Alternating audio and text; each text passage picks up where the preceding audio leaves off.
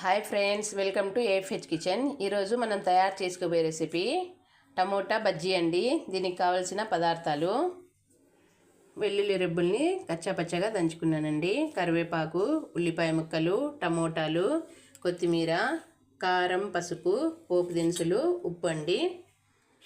Stove మీద కడాయిలో oil వేసుకున్నానండి. ఇప్పుడు ఇందులోకి పోపు దినుసులు వేసుకుందాం.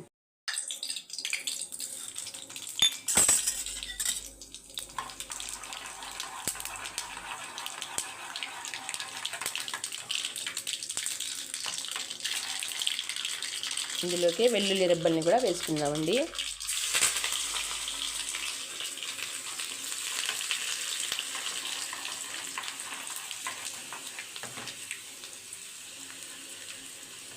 ఇప్పుడు ఇందులోకి కరివేపాకు, టమోటాని కూడా వేసుకుందామండి. ఉల్లిపాయ ముక్కలు కూడా వేసుకున్నానండి. ఇప్పుడు ఇందులోకి పసుపు, కారం,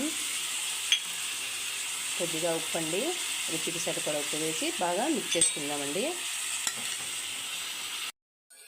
ఇప్పుడు బాగా వేగాయండి. కొద్దిగా వాటర్ వేసుకుందాము. కొద్దిగా అంటే కొంచెం వేసుకొని దీన్ని లో ఫ్లేమ్లో ప్లేట్ మూసి పెట్టేసుకొని ఒక 10-15 నిమిషాలు కుక్ చేసుకుందామండి. చూడండి ఫ్రెండ్స్, ఇది బాగా ఉడికిందండి. లో ఫ్లేమ్లో కుక్ చేసుకుని ఇప్పుడు కొత్తిమీర వేసి మిక్స్ చేసుకుందామండి.